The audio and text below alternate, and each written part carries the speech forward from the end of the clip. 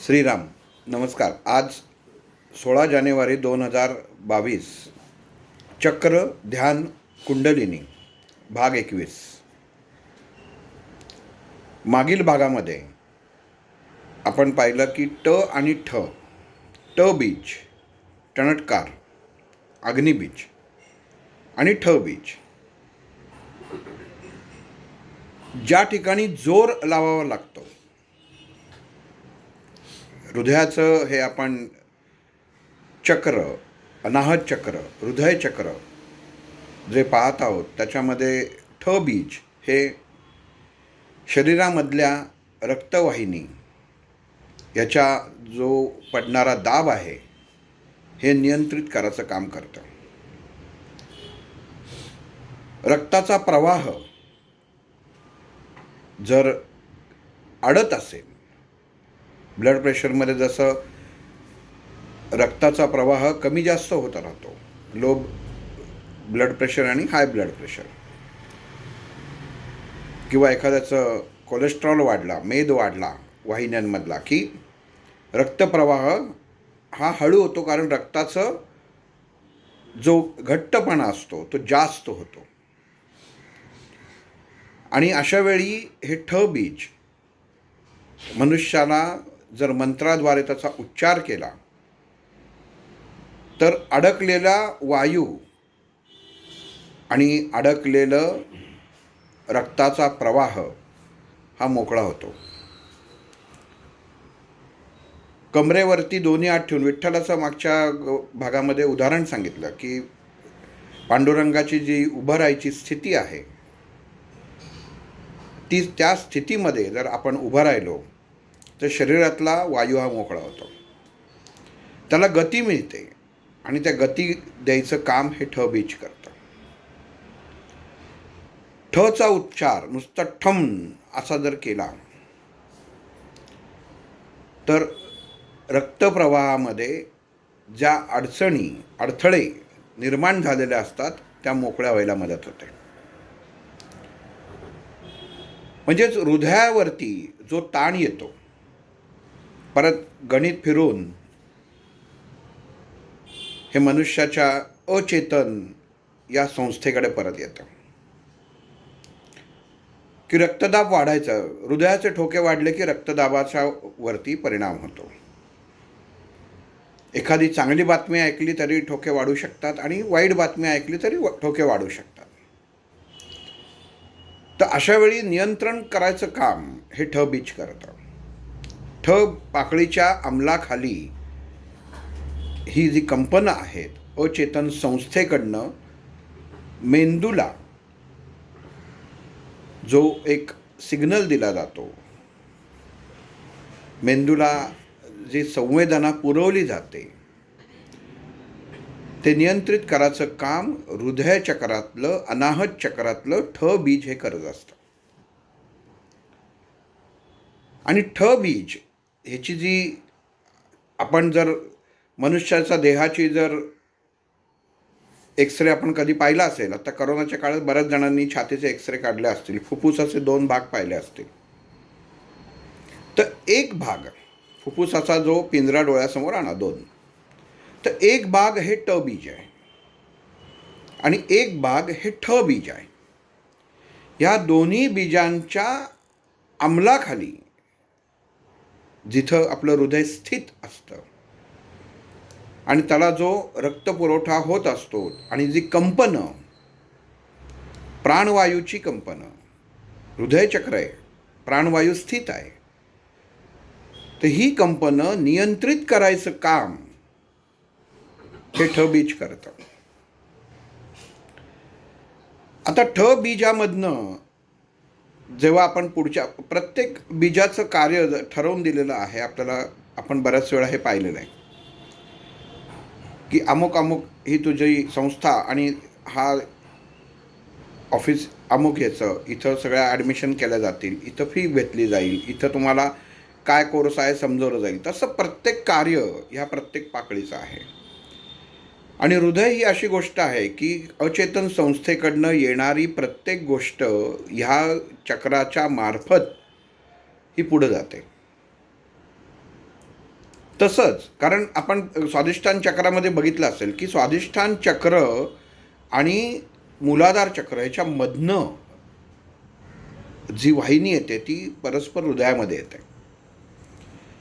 मग नियंत्रण कसं येतं तर पाईप एकच पण तिन्ही चक्रांना तो जोडलेला आहे आणि ते नियंत्रण मागं पुढं त्यातला थिकनेस ज्याला आपण जाडी म्हणतो की काही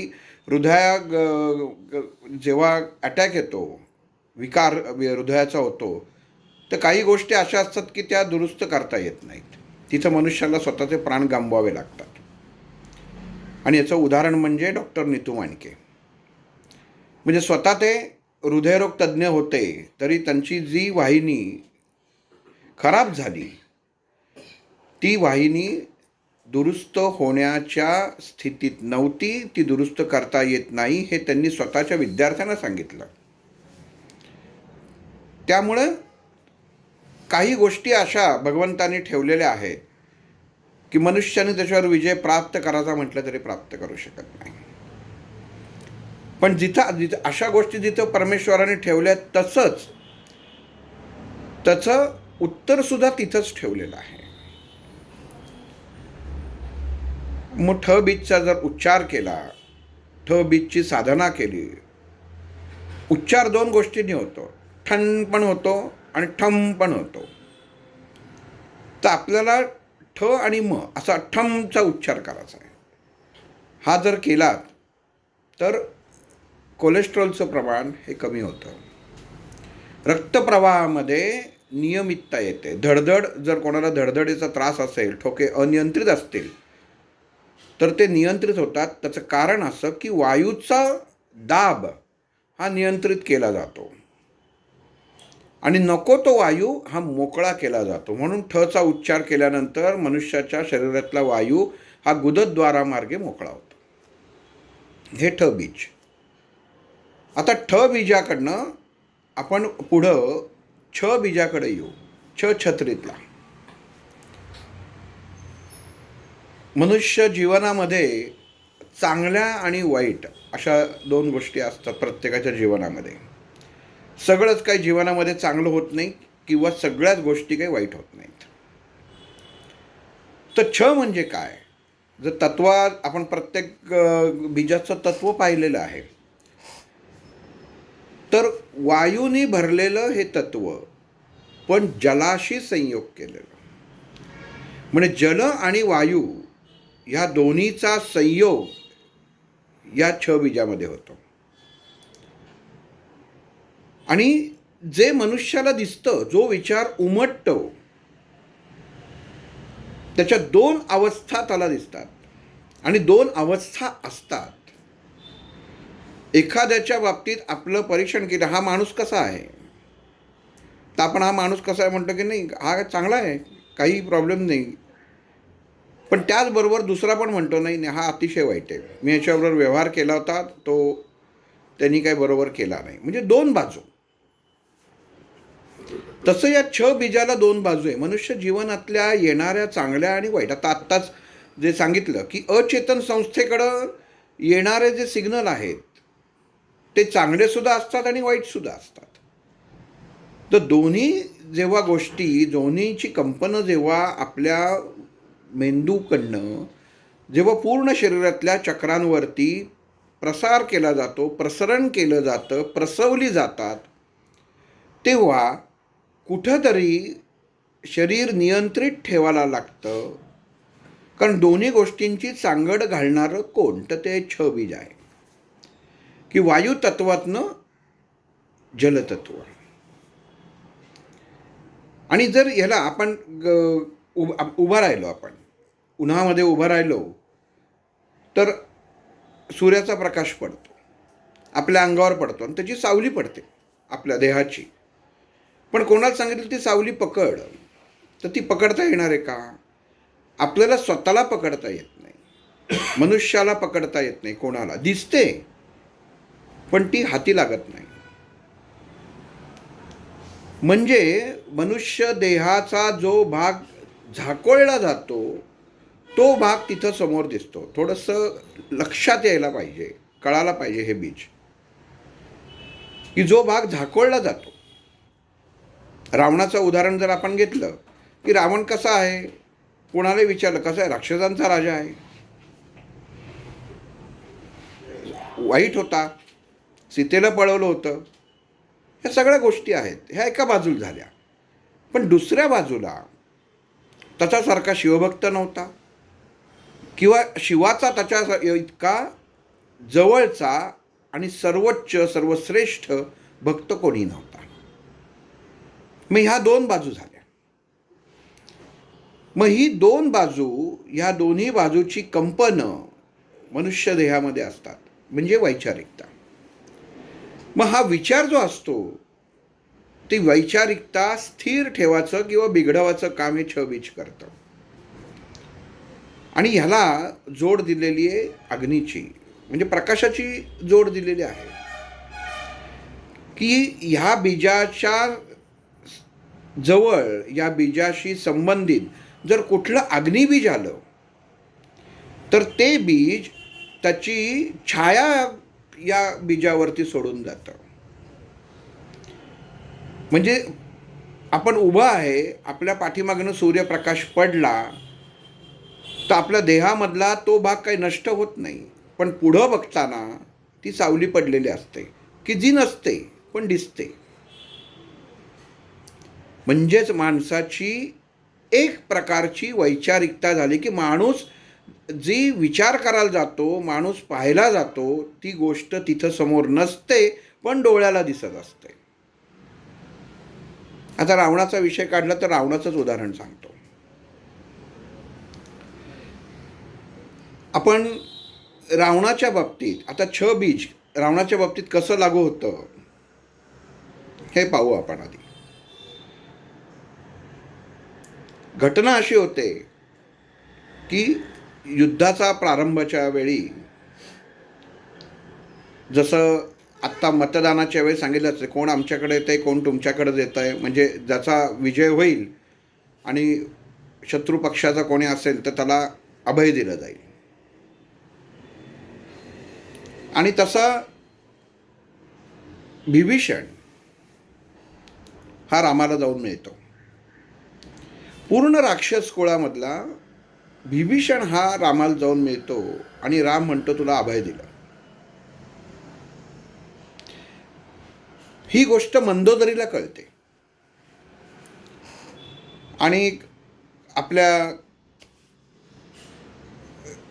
शयनगृहामध्ये ती आपल्या पतीची रावणाची वाट बघत असते.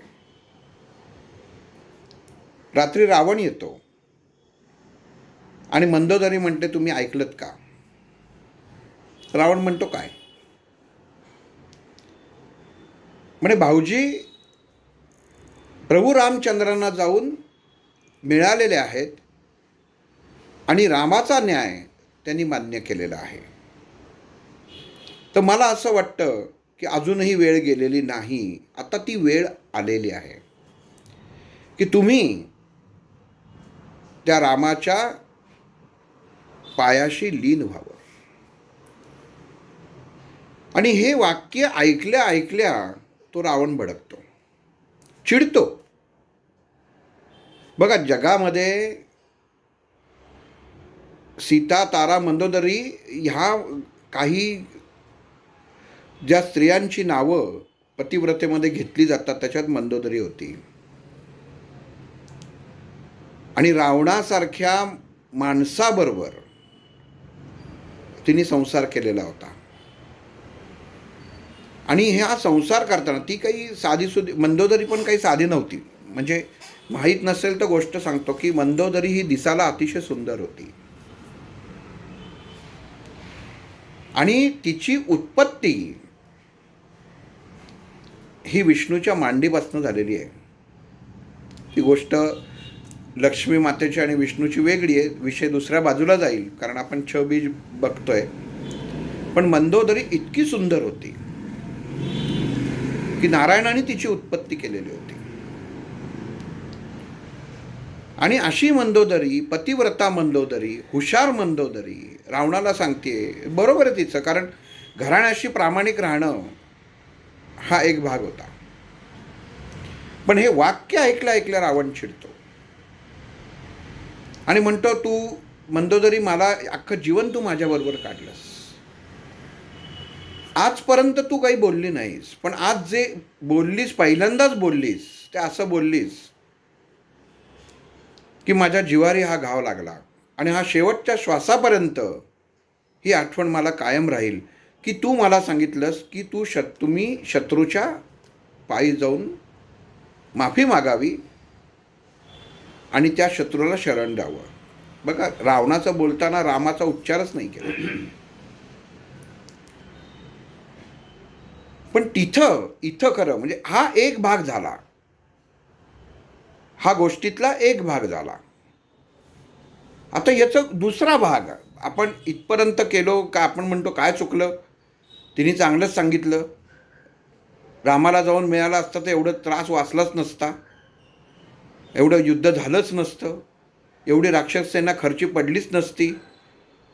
हा आपण सर्वसाधारण मनुष्यांनी करणारा विचार, सर्वसाधारण विचार, की हा वायुतत्वाप्रमाणे सर्व ठिकाणी पसरला गेला. पण जो क्षणिक आहे तो रावण सांगतो. रावण म्हणतो, मंदोदरी तू एवढं बोललीस तर आज मी तुझ्याशी बोलतोच. तर तो म्हणतो, तुला काय वाटलं की ज्या शत्रूशी मला युद्ध करायचं आहे, त्रिलोक जिंकणारा असा मी हा रावण, त्याला तिथंच जाऊन मी युद्ध केलं नसतं का? इथपर्यंत कशासाठी येऊ दिलं असतं किंवा येऊ देणार आहे? मी जो एकटा, तिन्ही लोकांना एकटा माणूस जर पुरून उरतो, तर मी त्याची इथे यायची वाटच बघितली नसती, बाहेरच्या बाहेरच निपात केला असता. ही तू माझी ताकद ओळखली नाहीस. पण ज्याचे तू गुणगान गातेस तो कोण आहे तुला माहिती आहे का? मंदोदरी अर्थात हुशार होती. ती रावणाला म्हणाली, हो मला माहिती आहे की. ती म्हणाली, तुमचे जे गुरु आहेत, रावणाने ज्यांना गुरु मानलं होतं ते भगवान शंकर, ज्यांची सेवा करायचा अखंड, तोंडात शिव या शब्दाशिवाय रावणाच्या मुखामध्ये काही नसायचं. इतकी रक्तामध्ये शिव शिव शिव शिव हे भिनलेलं होतं. आणि या शिवाचा गुरु हा नारायण भगवंत आहे. म्हणते, तू बरोबर आहे. म्हणजे मला आनंद वाटला की तुझ्याशी लग्न करून माझी काही चूक झाली नाही. म्हणजे नवरा बायकोंमधले जसे संबंध असतात, जसे एखादं प्रेमाचे संवाद असतात, तसं हे प्रकरण झालं. मंदोदरीलाही थोडंसं हायसं वाटतं की बाबा ठीक आहे, एवढा क्रोधिष्ठ झालेला आपला नवरा जरा शांत झाला. पण म्हटली, एवढंच बोलून का? तुला कळायला पाहिजे, ज्या गुरूंचं छत्र माझ्या डोक्यावर आहे, छ शब्दाचा अर्थ बघा होता नीट. छत्र शब्द हा छ पासनं तयार होतो, छ बीजापासनं तयार होतं. की माझ्या डोक्यावर ज्याचं छत्र आहे ते माझे गुरु शिवशंकर, आणि त्या शिवशंकरांच्या मस्तकावर ज्यांचं छत्र आहे ते महागुरु म्हणजे राम. आणि तू एक गोष्ट विचारतेस की कुठंतरी माझी एवढी साधना आहे की ते माझ्या गुरूंचे महागुरु मला भेटण्यासाठी माझ्या दारी येत आहेत. रावणाचे विचार बघा. भगवंतानी रामासारख्या व्यक्तीनी एखाद्या राक्षसाच्या जागी जाणं, ह्याला सुद्धा आपलं नशीब लागतं. की देवानी, रामानी रावणाचा वध केला, तो कोणाचा वध केला ह्या नंतरचा भाग आहे. देहाचा केला का तत्वाचा केला? पण रामाला त्याच्या जागी जायला, त्याच्या दरवाजात जायला लागतं, भगवंताला ज्याच्या दरवाजात जायला लागतं, ती काही साधीसुधी व्यक्ती नसते. आणि ती साधीसुधी व्यक्ती नव्हतीच. आणि म्हणाले, अगं तू वेडी आहेस, तुला माहिती आहे की मी रोज साधना करताना, पूजा करताना सहस्त्र कमल माझ्या गुरूंपाशी, या चरणापाशी मी वाहतो. त्या पिंडीवरती सहस्त्र फुलांचा अभिषेक मी रोज करतो. पण तो बिभीषण मूर्ख आहे, भौतिकात अडकला. राक्षसांचा नाश होऊन त्याच्या हाती काय लागणार आहे? शांती लागणार नाही, फक्त राज्य लागेल. रामाने त्याला सांगितलेलं आहे की मी तुला राजा करीन. आणि मला ह्या भौतिकात अडकायचं नाहीये, हे सांगतोय कोण? तर रावण सांगतोय की हे मंदोदरी, मला भौतिकात अडकायचं नाहीये. आणि बिभीषणाची सर्वात त्याच्या जीवनात केलेली, राक्षस कुळातला हा सगळ्यात नालायक माणूस आहे की त्यांनी चूक केली, रामाला जाऊन मिळाला. कारण रामाला जाऊन मिळाला त्याचं काही नाही, पण तोला भौतिकात अडकतोय. परमेश्वराने जो दिलेला देह आहे हा त्याच्या सेवेसाठीच खर्ची पडायला पाहिजे, हा हात विसरला आणि हा भौतिकात अडकला. आणि या भौतिकतेसाठी तो रामाला जाऊन मिळाला. जीव तर सगळ्यांनाच प्रिय असतो. सक्का भाऊ असून त्यांनी माझा स्वभाव ओळखला नाही. हे युद्ध म्हणजे आपल्या पूर्ण राक्षस कुळ त्या रामाच्या चरणापाशी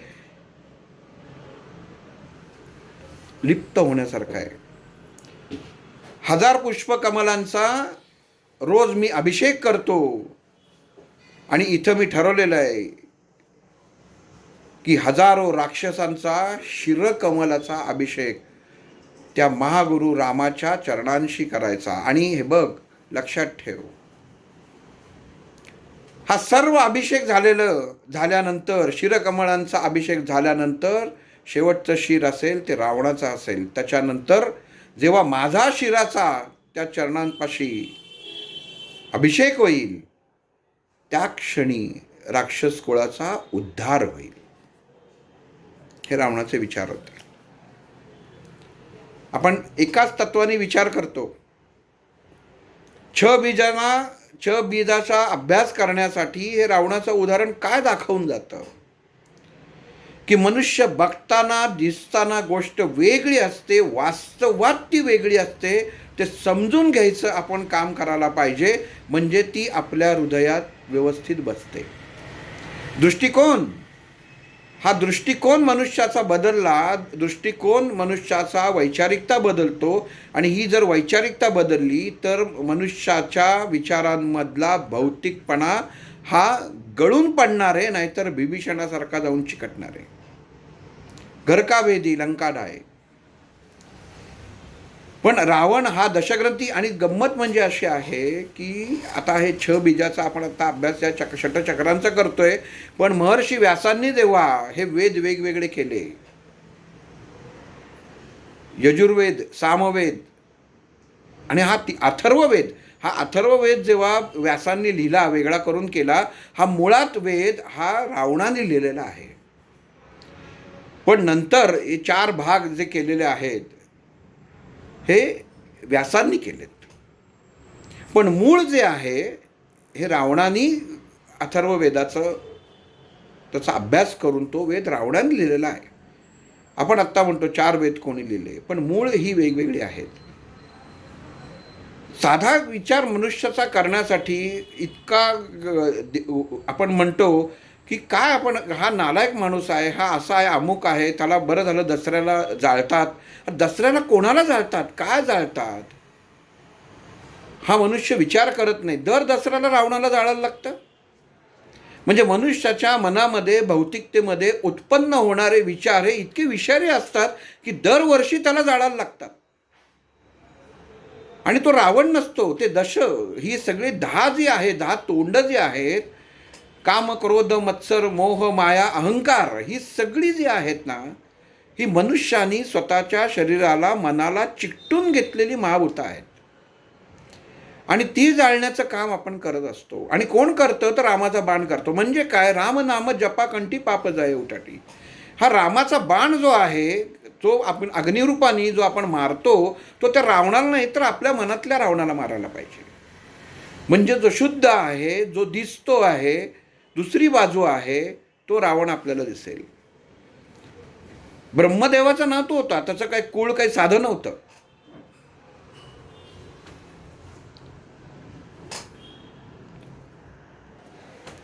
ब्रह्मदेवाचा तो नातू होता रावण. आणि ब्रह्मदेवाच्या कुळामधला हा रावण म्हणजे त्याच्यावरती काय आपण म्हणतो ना की अनुवंशिकच गुण आलेले आहेत. अरे मग अनुवंशिक गुण आल्यानंतर मनुष्याला त्याच्या बाबतीत विचार करताना असा का नाही विचार केला गेला? दशग्रंथी ब्राह्मण त्याच्यामध्ये कशासाठी म्हटलेला आहे? आणि इथं गंमत अशी आहे बघा की आपण बऱ्याच जणांनी वाचलं. अजून एक उदाहरण आत्ता आलं याच्यामध्ये, थोडंसं वेगळं आहे पण आता निघाला विषय म्हणून सांगतो की माणसानी तात्विकदृष्ट्या आपल्या गुरुशी किती एकरूप असावं आणि गुरुनी शिष्याशी किती एकरूप असावं. कारण छत्र ही गोष्ट जेव्हा आपण मनुष्याचा घरातले कोणतरी मोठा अधिकारी व्यक्ती मरतो तेव्हा म्हणतो की या गोष्टीचं, ह्या माणसाचं, या व्यक्तीचं छत्र हरपलं.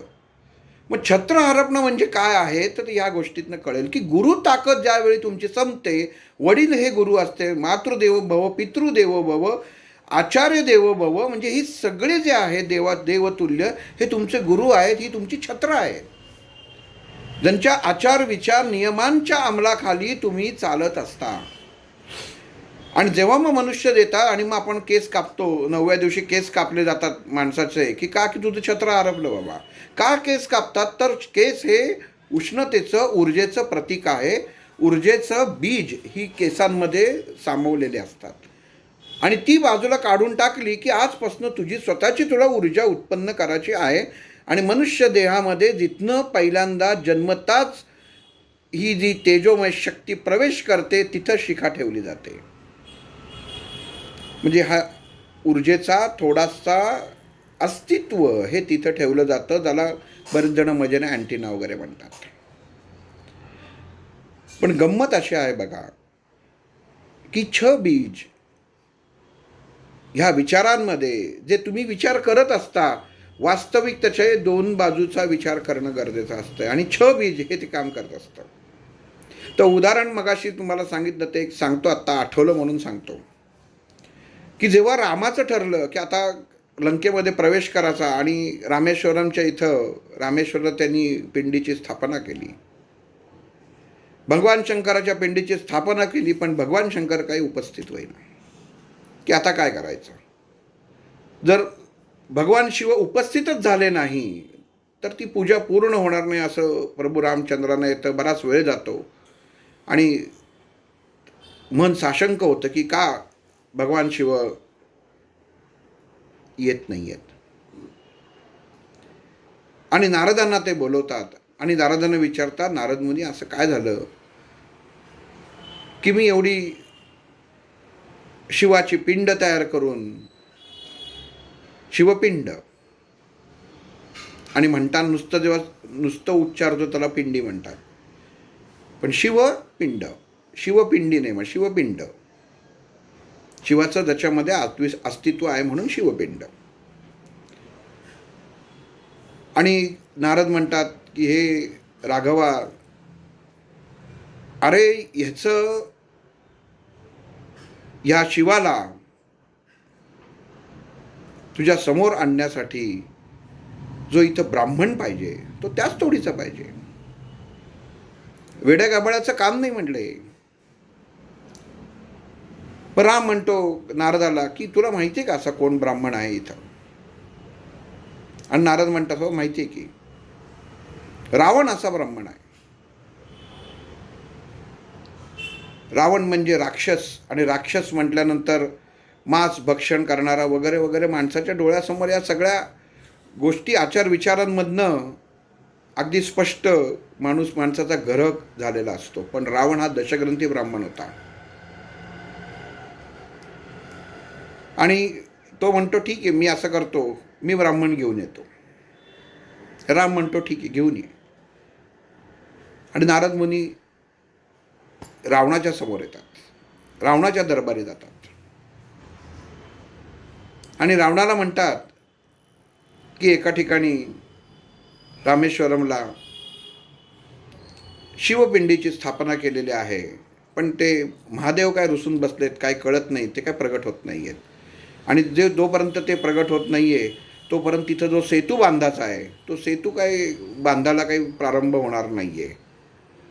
तर रावण म्हणतो हो का, बरं, पण सेतू बांधायचं प्रयोजन काय? तर नारद मुनी सांगतात की सेतू बांधला की सेना तुझ्या राज्यात येणार आणि तुझा पराभव करणार किंवा तुझ्याशी युद्ध करणार, म्हणून सेतू बांधायचा आहे. बघा, ज्याच्याकडं नारद मुनी गेलेले असतात मदत मागायला की तू इचल, त्यालाच सांगतायत. आता इथं एखाद्या अशी गोष्ट तुमच्या जीवनात घडली तर तुम्ही काय कराल? पण तिथं रावण म्हणाला हो का, चल येतो. आणि रावण नारद मुनींबरोबर तिथे येतात आणि जिथं पिंडीला हात लावतात. आणि वेदांमध्ये आपण आज टी व्हीवरती अक्कलकोट स्वामींची सिरियल बघतो आणि त्यांच्या मुखी कायम हे वाक्य ऐकतो, शिवशंकर शंभो. आणि जसा रावण येतो त्या पिंडीला हात लावतो आणि पिंडीला हात लावल्या म्हणतो हर हर महादेव शिवशंकर शंभो. असं म्हटल्या महादेव प्रगट होतात. ही ताकद रावणाची. गंमत अशी आहे की इथं जर रावणाला मरणाची भीती असती तर त्यांनी ही कृती केलीच नसती. त्या क्षणी भगवान शिव प्रगट होतात. रावण त्याच्या ह्याला परत जातो की आता माझं काम झालं. काय एक एक इतिहासामध्ये दाखले दिलेले आहेत की आपल्या या शारीरिक बीजांशी ते सगळे निगडीत आहेत. आणि तो रावण परत जातो आणि नंतर मग प्रभू राम तो सेतू तयार करून प्रवेश करतात वगैरे, ही नंतरचा भाग आहे. पण बीज हे असंच काम करतं. मनुष्याच्या विचारांमध्ये, देहामध्ये जी कंपनं वावरत असतात, ज्या कंपनांचा आपल्या वैचारिकतेमध्ये परिणाम होत असतो, आपली बुद्धी ज्याला सामोरी जाते, ती काही वेळा फसगत करते. आपण त्या ठिकाणी फसतो. समोरची गोष्ट जशी आहे तशी दिसत नाही आणि तिथं मनुष्य आपल्या स्वतःच्या बुद्धीला गमावून बसतो. म्हणून ह्या गोष्टीतनं आपल्या बीजामध्ये घ्यायचंय काय आहे की जीवनामध्ये पडलेली सावली छाया, शब्दापासून जेवढे शब्द तयार होतात त्याच्यामध्ये दोन भाग पडतात. छत्री घेतो आपण, कशासाठी घेतो? पावसासाठी पण घेतो आणि ती छत्री उन्हासाठी पण घेतो. म्हणजे जलतत्वासाठी पण घेतो आणि अग्नितत्वासाठी पण घेतो. म्हणजे दोन्ही तत्व हे धारण करतं. विरुद्ध तत्व आहेत. जलतत्व आणि अग्नितत्व दोन्ही तत्व विरुद्ध आहेत. आणि मग हे जेव्हा मंदोदरीला रावण सांगतो की माझा उद्धार करण्यासाठी ह्या गोष्टी मला करणं प्राप्त आहेत, कारण मी त्या भगवंताशी एकनिष्ठ आहे. कारण माझी ताकद, रावणाची ताकद इतकी होती की त्यांनी तेव्हा जर रामाचं नाव घेतलं असतं तर त्या क्षणी त्याला रामाची प्राप्ती झाली असती आणि तो देहात मोकळा झाला असता. इतकी ताकद होती, इतकी साधना होती. आणि आपल्या गुरूंचे गुरु, ज्याच्यावरती भगवान शिव प्रसन्न रक्तामध्ये भिनलेले होते, त्यांचे महागुरु, त्याचा वरदहस्त का नसेल? म्हणून तो कधी नाव घ्यायचा नाही रामाचा. कारण एकट्याचा उद्धार करायचा नाही तर आपल्या कुळाचा उद्धार करायचा हे त्याच्या मनामध्ये होते. म्हणून सगळे राक्षस मेल्यानंतर सगळ्यात शेवटी रावण लढलेला आहे. आधी सगळे राक्षस, असं कधी त्याच्यात जाणवलंय का की अमुक गेला हा रडलाय, तमुक गेला हा रडलाय? तर कधीच रडला नाही. कारण त्याला माहिती होतं की भगवंताच्या चरणाशी सगळ्या राक्षस कुळाचा हा उद्धार होणार आहे. राहिला फक्त बिभीषण शेवटी, की जो भौतिकात अडकला. म्हणून प्रत्येक ह्या छ बीजाला 2 बीजाची नावं आहेत. मग जिथं मनाची अवस्था द्विधा मनस्थिती होते, जाऊ का नको, येऊ का नको, करू का नको, आत्ता बाहेर चढलं, छत्री घेऊ का नको, रेनकोट घेऊ का नको, पाऊस पडेल का नाही पडेल. मग जिथं द्विधा अवस्था होते, जिथं मनाचा 2 बाजू तुमच्याशी भांडत असतात, त्या क्षणी या छ बीजाचा उच्चार करायला हवा. या छ बीजाचं तुम्हाला जप करायला हवा. आणि ही जी छाया आहे, आपण म्हणतो एखाद्या मनुष्याच्या जीवनावरती फार काय सांगू, सगळं व्यवस्थित चाललं होतं, काही कळत नाही, अमुक अमुक व्यक्ती घरी आली आणि तिची सावली आमच्या घरावर पडली, म्हणजे छाया पडली. ती छाया पडली म्हणजे गंमत बघा. एखाद्या गोष्टीमध्ये जेव्हा आपण ते चंद्रग्रहण बघतो किंवा सूर्यग्रहण, चंद्रग्रहण सूर्य ह्याच्यामध्ये बघा, जेव्हा तो सूर्य मागं चंद्राच्या येतो तेव्हा ती बाजूची जी चंद्राच्या भोवतीची जी वर्तुळ असतं ते किती प्रखर असतं. मग जेव्हा मनुष्य एखाद्याच्या घरामध्ये जाणं, नजर लागणं म्हणतात, किंवा एखाद्या बाळाला नजर लागणं म्हणतात, की जेव्हा त्या माणसाची सावली तिथं पडते, त्या व्यक्तीवर पडते, तर तेव्हा पाठीमागनं येणारे सूर्यकिरण, ती सावली जी असते तेवढे पडत नाहीत, आणि ती त्या देहाची छाया त्या मुलावरती किंवा त्या घरावर पडते, म्हणून छाया म्हणतात. आणि छाया म्हणजे दुसरं कोण, तर छाया म्हणजे शनीची आई, सूर्यदेवाची दुसरी बायको, शनिदेवतेची आहे. नीलांजनम समाभासम रविपुत्रम यमाग्रजम छाया मार्तंड संभूतम नमनमामी शनीश्वरा. मग शनीची छाया, मग शनीची सावली म्हणत नाही, शनीची छाया म्हणतात. कशी असेल हे सांगता येत नाहीये. म्हणून नावडती होती राणी, नावडती बायको होती सूर्याची. कारण जिथं पडेल, कारण सूर्याचं अस्तित्व डोळ्यासमोर, ही तुम्ही जर सावली ठेवली तरच तुम्हाला हे बीज कळेल की सूर्य मागणं प्रकाश पडतोय, पण नाही, जी छाया ज्याला अडतोय, हा हे अग्नितत्व अडतंय, त्याची प्रतिकृती खाली सावलीच्या रूपात पडत असते, आणि ज्याला आपण खरं मानत असतो. पण तीच कंपनं विनाश करत असतात.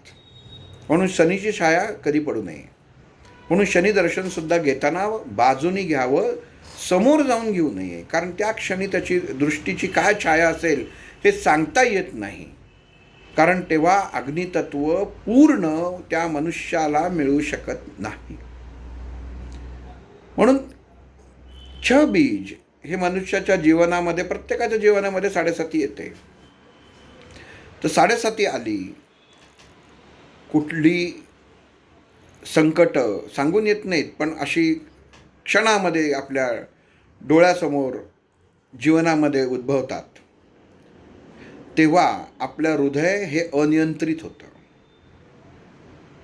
एखाद्या घरामध्ये माणूस जातो, घरातल्या अतिशय प्रेमाचा किंवा लाडका असतो, आणि तो जातो, पण घरातली जी माणसं असतात ही काही वेळाने वैचारिकतेने सेटल होतात, संयमित अवस्थेत जातात. दवाखान्यात जोपर्यंत असतो तोपर्यंत हृदयाची धाकधूक चालू असते, काय होते काय होते काय होते काय होते. पण जेव्हा एकदा कळतं गेलं, आणि मग ती ती बॉडी घरी घेऊन आली जाते, क्षणाभरती एक क्षण हुंदका येतो आणि डोळ्यातनं पाणी येतात. हुंदका येतो म्हणजे वायुतत्व मोकळं होतं, आणि डोळ्यातनं पाणी येतं म्हणजे जलतत्व मोकळं होतं. आता अग्नितत्वाला मोकळे. प्रत्येक कृती मनुष्य जीवनातली ह्या बीजांशी निगडीत आहे. आणि ही छाया, ह्या गोष्टी जेव्हा घरामध्ये मग अशी गोष्ट घडते, तर त्यातनं बाहेर ह्या दडपणाखाली बाहेर येते. काय करायचं, तरुण मुलगा होता तो गेला, कर्तबगार वडील होते ते गेले, आई गेली. मग मानसिक अवस्था जेव्हा बिघडते, ही एक बाजू झाली. तेव्हाच दुसरी बाजू असते, मुलांनी छळलं म्हणून आई वडील बाहेर पडले. म्हणजे दोन्हीकडं आई वडीलचं वेगवेगळ्या भूमिकेमध्ये गेलेले आहेत. पण जेव्हा जातात तेव्हा भौतिकतेसाठी इस्टेटसाठी एकत्र येतात आणि भांडाभांडी करतात. पण भगवंतानी हृदयामध्ये हे जे बीज आहे हे इतकं चमत्कारिक भ्रमिष्ट ठेवलेलं आहे. म्हणजे भ्रम, छाया म्हणजे भ्रम. ही माझी सावली आहे, हा मी आहे असं माणूस म्हणतो, पण धराल जा काहीच नसतं. दिसतंय पण धरू शकत नाही, भ्रम. मग ज्या लोकांची वैचारिकता भ्रमिष्ट असते, विचार भ्रमिष्ट असतात, हा जो माणूस भ्रमिष्ठासारखा वागतो, काय सांगायचं, काही वेळा कळतच नाही, खातच सुटतो, झोपेतच ओरडतो, खूपच त्रास होतात. डॉक्टरांकडे जाऊन आलो, ते म्हणले काही झालं नाही, काहीतरी बाहेरची बाधा दिसतेय. या सर्व ज्या गोष्टी आहेत या बीजाच्या अंमलाखाली येतात आणि त्या नष्ट करण्याचं काम म्हणजे बीजाचं उच्चार, छम, आणि म. जेव्हा केव्हा मनावर दडपण येईल, जेव्हा केव्हा मनाची सांगड घातली जाणार नाही, भीतीदायक वातावरण वाटेल, कुठल्या तरी निर्जन स्थळी गेलात, कुठल्या जागा बदलतो कामानिमित्त, आणि तेव्हा असं भीतीदायक जर झालं तर बीजाचा उच्चार छम असा जर केला, बघा आता जे औषध आहे ना तेच विष आहे. एखाद्या निर्जन ठिकाणी गेलात आणि जर ह्या बीजाला सांगितलं की उच्चार करा, की छम बीजाचा उच्चार केला तर तुमच्या मनामधली मानसिक अवस्था बळकटीला जाईल म्हणून. पण तोच आवाज बाहेर न आला तर, एखाद्या घुंगरांचा आवाज छम आला तर तीच अवस्था बिघडेल. म्हणजे काय, विरुद्ध अवस्था निर्माण करायचं. भ्रम जीवनामध्ये जिथं भ्रम निर्माण होतो तिथं हे बीज काम करतं. अमुक अमुक भ्रम झालाय तिथं काम करतं. जसं रावणाचं सांगितलं की, आणि ह्या सगळ्या गोष्टींना, या सगळ्यांना ही अचेतन संस्था कारणीभूत असते. मग ती इतकी माणसाला फसवते, भ्रमिष्ट अवस्थेत टाकते की त्या हृदयाच्या सुद्धा त्या चक्रांना कळत नाही की काय नक्की काय, मी काय विचार करावा. आणि म्हणून त्यातलं योग्य डायग्नोसिस, योग्य निदान हे बीज करतं. आणि मग बीजातनं केल्यानंतर पुढे ते बीजाकडे पाठवतं, जहाजातला त्या बीजाकडे पाठवतं. एका याच्यामध्ये उदाहरण वाचलं होतं मी की मनुष्याचं अचेतन संस्था कसं काम करतं, आणि ही जी भ्रमिष्ट अवस्था माणसांच्या मनामध्ये आहे हीच त्यांचं शक्ती कशी बनतात. की आपण आत्ता डॉक्टरांकडे गेलो तर डॉक्टर काय झालं, सर्दी खोकला ताप झाला की ते लगेच औषधं लिहून देतात, प्रिस्क्रिप्शन लिहून देतात की अमुक अमुक घ्या बरे व्हाल. आपण लगेच मेडिकल स्टोअरमध्ये जातो, ती औषधं घेतो, त्या औषधं घेतल्यानंतर ती बघतो. आणि आता तर प्रत्येकाकडं मोबाईल आहे, तर लगेच ते औषध त्या गुगलवरती जाऊन बघतो की हे कशासाठी, हे कशासाठी, ते कशासाठी. आणि इथं जेव्हा मनुष्य ही कृती करतो तेव्हाच तो तिथं चुकतो, कारण तुमच्या मेंदूला कळतं की अमुक औषध जेव्हा वाचतो, जेव्हा समजा आपण उदाहरणार्थ धरू की कॉम्बिफ्लेमची गोळी घेतली की त्यांनी कॉम्बिफ्लेमनी तुमचे हातपाय थांबतील आणि कॉम्बिफ्लेमनी तुमची हृदयाची गती पण वाढू शकते, हे तुमच्या किडण्यांवरती त्याचा परिणाम होऊ शकतो. हे जेव्हा ह्या गोष्टी मनुष्य वाचतो, ही गोष्ट ताबडतोब अचेतन संस्था मेंदूला लगेच सांगते, हे बघ असं असं सगळं आहे, की झालं. मनुष्याच्या मनामध्ये भ्रम उत्पन्न होतो की ही गोळी घेतली की मला घाम येणार, माझ्या हृदयावरती ताण येणार, माझ्या किडण्यांवरती परिणाम होणार. आणि जी गोष्ट ग्रहण केलेली नाही आहे तोपर्यंत अजून खिशातच आहे, तोपर्यंत मनुष्याच्या मनावरती परिणाम व्हायला सुरुवात होते, भ्रम. म्हणून जुन्या काळी बघा, आपण म्हणतो की काय जुन्या काळी डॉक्टर होते, आपण आईवडिलांकडनं ऐकलं असेल. आपणही आत्ताची पिढी लहानपणी त्या डॉक्टरांच्याकडं जाऊन गेलेलो आहे की लहानपणी डॉक्टरांकडे गेलो की कंपाऊंडर असायचे आणि मग ते एक पांढरी पावडर किंवा लाल एक औषध त्या बाटलीमध्ये द्यायचे. का द्यायचे ते काही कळायचं नाही. आणि त्या उदाहरणावर ते असं लिहिलं होतं की त्या औषध काय देतोय हे ते डॉक्टरांना त्या कंपाऊंडरशिवाय कोणाला माहीत नसतं की काय देतोय. आता म्हणजे बाकीची माणसं काम करणारं साफाईवाला असेल किंवा अजून काही असेल, औषध अजून त्यांना आणून ठेवायला मदत करणारा असेल तर त्यांना काही कळत नाही. आणि मग ते डॉक्टर काहीतरी त्याच्यावरती जो केस पेपर असायचा तो माणसाला चेक करायचे आणि मग त्याच्यावरती असं त्रिकोण किंवा काहीतरी असे चिन्ह काढायचे आणि त्याच्यावरती काहीतरी 2-3 इंग्लिश अल्फाबेट लिहायचे. आणि त्याच्यावरती ATD असं ते लिहितात. हे एक उदाहरण म्हणून सांगतो. आणि त्या खालच्या माणसात तो ते नुसतं डॉक्टरांनी ATD दिलं की तो माणूस त्या कंपाऊंडरच्या इथं जायचं, त्याला एवढीशी छोटीशी खिडकी की त्याला ते दिलं की तो आपला ते औषध, मग त्या बाटल्यांचा आवाज, मग त्याला ते कागदाने कापून 1 2 3 4 5 हे 5 डोस तयार करायचे. आपण आपलं सगळं ते डिंकांनी लावून व चिटकवून वगैरे माणूस तो कंपाऊंडर द्यायचा, आपण बघत असतो. आणि आपलं मन हे तिथंच काम करायला सुरुवात करतं. डॉक्टरांनी तपासलेलं आहे, त्यांना 100% डायग्नोसिस झालेलं आहे. आणि आता हे जे औषध देणार आहेत ह्यांनी माझा रोग छानपैकी बरा होणार आहे असं अचेतन संस्थेला कमांड मिळते. आणि त्या फक्त ते घेतलं की ते सांगतात हे याच्याप्रमाणे डोसाप्रमाणे घ्या आणि 5 दिवसांनी दाखवायला या. तो माणूस जातो, मग डोस घेत, एका डोसामध्ये किंवा एका पावडरच्या पांढऱ्या पावडरमध्ये त्याला तो गुण यायचा. ह्याचे अनुभव आम्ही पण घेतलेले आहेत लहानपणी. कारण आपण तेव्हा म्हणतो की फार सुंदर आहे. पण एका मानस उपचार तज्ज्ञांनी, मला आता आडनाव त्याचं आठवत नाही, भारतातले नाही आहेत, जेव्हा त्यांना हा प्रश्न विचारला गेला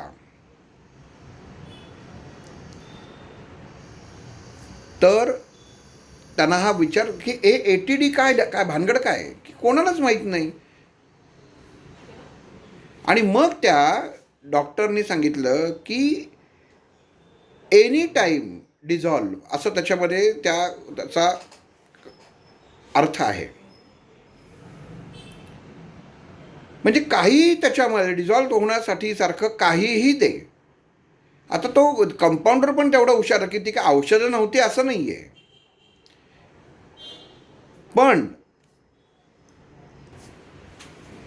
की ते डिझॉल्व त्याच्यामध्ये जे देणार आहे औषध त्यांनी तुमच्या अचेतन संस्थेला त्यावेळी ती कमांड दिली जाते. ते म्हणले माझ्याकडं येणारे 100 मधले 85% लोकांना काही प्रॉब्लेमच नसायचा. थोडीशी हवा बदल झाली, थोडंसं घरामध्ये म्हटलं काय रे मला खवखवते, तुला खवखवते का, तर दुसरा म्हणतो हो मलाही खवखवते, माझं पण अंग गरम लागतंय बघा. आणि जे मनुष्य स्वतःच्या विचारांनी स्वतःच्या देहाला असं तयार करतो की तू बाबा रोगी आहेस, तुला हा त्रास होतोय, तुझं अंग गरम लागतंय, आज करोनाची साथ आहे, शेजाराचं सर्दी झाली की आपल्यालाही वाटतं, एक शिंका आली की मलाही शिंका येतात, म्हणजे येतात ते एकच कुठेतरी उधळलेलं असतं पण याला एकच शिंका येत असते, पण हा म्हणतो की मलाही शिंका येतात. थोडंसं पाणी कुठं हवेत गेल्यानंतर आलं येतं. म्हणजे काय होतं तर तुम्ही अचेतन संस्थेला तुम्ही सिग्नल देता, कमांड देता की बाबा रे काहीतरी घडतंय, हे माझ्या शरीरात पण आहे. आणि जो रोग नाही आहे हा तुमच्या शरीरात उत्पन्न होतो. आणि हा उत्पन्न झालेला रोग हा तुमच्या हृदयावरती ताण निर्माण करतो. म्हणून अचेतन संस्थेला कायम भ्रमिष्ट अवस्थेत ठेवणं उत्तम झालंय. एखादा तुम्ही तिखट पदार्थ, मिरची घ्या, मिरचीचा गोळा घ्या, जेव्हा जर त्याची चव तुमच्या जिभेच्या शेंड्यांनी घेतली तर तो तुम्हाला तिखट लागतो. कारण जिभेच्या शेंड्याचं कामच आहे की जे काही आहे त्याची चव घेतल्या घेतल्या ते काय आहे हे मेंदूला कंपनाद्वारे कळवणं की हे अमुक आलेलं आहे, हे तिखट आहे आणि आता ह्यानी तुझ्या शरीराला त्रास होणार आहे, हे सगळं शरीरामध्ये लिहून ठेवलेलं असतं. आपण लहानपणापासून मिरची खाल्ली की त्रास होणार, साखर खाल्ली की शुगर वाढणार. म्हणून जेव्हा जिभेला चव लागते, जर तुम्ही आणि हा प्रयोग करून बघा, की जिभेला चव न देता जिभेच्या पाठीमागं जर तुम्ही एखादी साखर ठेवली ते केली तुम्हाला गोडवा जाणवणार, पण जी सुरुवातीची जी चव असते त्याची ओळख ही बुद्धीच्या द्वारे ही पहिली होते आणि ती सगळ्यात ओळख पहिल्यांदा तुमची जिभेचं तोंड करते, जिभेचं पुढचं जे टोक आहे ते करतं.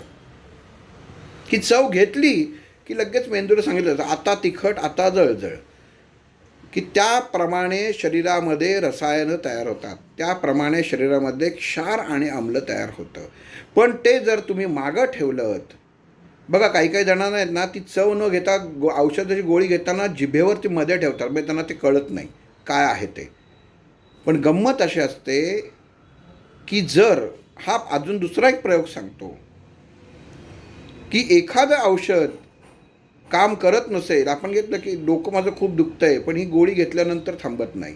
का थांबत नाही तर समजायचं की ती गोळी आपण मागं टाकतोय, म्हणजे जिभेच्या टोकाला त्याची चव काय आहे ना ही आपण जाणवून देत नाही आहे, कारण ती कडवट असेल तर मला मळमळतं, मला हे होतं, हे तुमच्या डोक्यामध्ये ही गोष्ट लिहिली गेलेली आहे.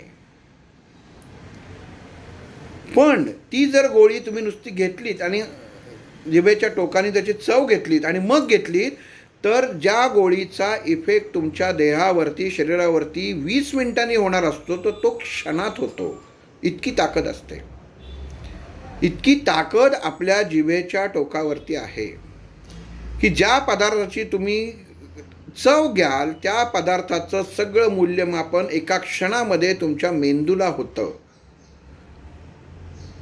आणि जे अवस्था, जी कृती ह्या मेंदूला आपल्या जाणीवपूर्वक सांगितली जाते, अग्नीद्वारे सांगितली जाते, ते म्हणजे बीज, झाज आपला. की मेंदू ताबडतोब, म्हणून काही ठिकाणी बघा जिभेच्या खाली औषधं देतात, ती तर अजूनच गोष्ट जी आहे की खाली, आणि जिभेच्या खाली जर गोष्ट ठेवली तर ती तुमच्या मेंदू त्याचं रिडिंग करतो, म्हणजे एक मेंदू वाचतो काय आलंय ते, ही कृती आहे. की जिभेच्या खाली जर काही ठेवलं, आता एखाद्याला हार्ट अटॅक येतात, आपण ऐकतो की काय करतात, ती ॲस्प्रिनची गोळी सांगतात, चघळायला नाही सांगत, त्याला सांगतात जिभेच्या खाली ठेव. मग जिभेच्या खाली का ठेवायचं आहे, तोंडात ठेवली तर काय तेच होणार आहे परिणाम की जे होणार, पण डॉक्टर म्हणतात नाही जिभेच्या खाली धरा. मग जिभेच्या खाली ठेवणं याचा अर्थ असं की तुमच्या अनाहत चक्रातले, हृदय चक्रातले ठ, छ आणि ज ही 3 बीजं तुमच्या जिभेच्या खाली नियंत्रण, त्यांची ज्या ग्रंथी आहेत, आपल्या हृदयामधनं निघालेले रक्ताच्या काही वेन्स आपण म्हणतो की रक्ताच्या काय म्हणतात त्याला, रक्तवाहिनी ह्या जिभेच्या खालपर्यंत पोचलेल्या असतात. आणि त्या पोचल्या की त्या ताबडतोब ती ॲस्प्रिनची गोळी ठेवली की लगेच ती मेंदू पटकन त्याला वाचतं. म्हणजे एखादी गोष्ट 1 पटीत असेल तर ती 1,00,000 पटीत ती मेंदू असतं की चल तुला हे काम करायचं आहे, पटपट, वेळ घालायचाच नाही तुला, वेळा म्हणजे तुमच्या अचेतन संस्थेला फसवाचं काम जिभेखाली करत असतात. जिभेखालची जी लाळ आहे ती काम करत असते, म्हणून लाळ मिसळायची. शरीरामधलं अँटीबायोटिक्स, प्रत्येक मनुष्याच्या शरीरामधलं असणारं अँटीबायोटिक्स म्हणजे लाळ, ही मनुष्याच्या जिभेखाली असतं आणि त्याच्यावरती मनुष्याच्या अनाहत चक्रातल्या छ आणि ज बीजाचा नियंत्रण असतं. कसा प्रवास होतो, अचेतन संस्थेला फसवून हे कसं सांगितलं जातं. समोर जे दिसतं आहे, एखादी गोळी जर तुम्ही एखाद्या माणसाला जर दिलीत की अमुक अमुक एखादी खाऊची गोळी जरी दिलीत आणि सांगितलं ही गोळी घे तुझं डोकं थांबेल, तर ते गोळीचं डोकं थांबतं जोपर्यंत तुम्ही त्या माणसाला सांगत नाही की तुला ही खाऊची गोळी दिली होती. आणि पुण्यामध्ये असे 2-3 डॉक्टर होते की त्या साध्या गोळ्या मिळायच्या, गोड गोळ्या मिळायच्या, आणि त्या औषधी नसायच्या, त्या फक्त मनुष्याच्या, एक लक्ष्मी रोडला पटवर्धन म्हणून डॉक्टर होते, आणि ते याच्यासाठी हे नंतर कळलं. ते जेव्हा गेले, जेव्हा 72 वर्षाचे असताना जेव्हा ते गेले तेव्हा कळलं की हे 80% औषध द्यायचेच नाहीत, हे खाऊच्या गोळ्या द्यायचे त्या माणसाला. आणि त्याला सांगायचे, घरी द्यायचे नाही औषध, त्याला सांगायचं ही घर जिभेखाली ठेव आणि ही चघळलीस की बाहेर जाऊन बस की तू बरा होशील. आणि त्या माणसाचा ताप उतरायचा, त्या माणसाला काही त्रास असेल तर कमी व्हायचा. कारण काय तर तुमच्या अनाहत चक्रातलं हृदयात चक्रामध्ये असलेलं छ आणि ज आणि ठ ह्या बीजांना गतिशील करणं. म्हणून झ बीज हे भ्रमिष्ट बीज आहे, भ्रम उत्पन्न करतं. आणि या भ्रमामध्ये मनुष्य आयुष्यभर भ्रमात जगतो, वास्तवमध्ये जगत नाही. विचार जे असतात ते कायम समोर, मी अमुक गोष्ट करीन आणि मी असंच जगणार, भ्रम. पण वास्तव मात्र दुसरं असतं, म्हणजे नाण्याच्या दोन बाजू असतात. मग झ आणि ज हे बीज हे मिळून काय घडतं हे आपण पुढच्या भागात पाहू. श्रीराम.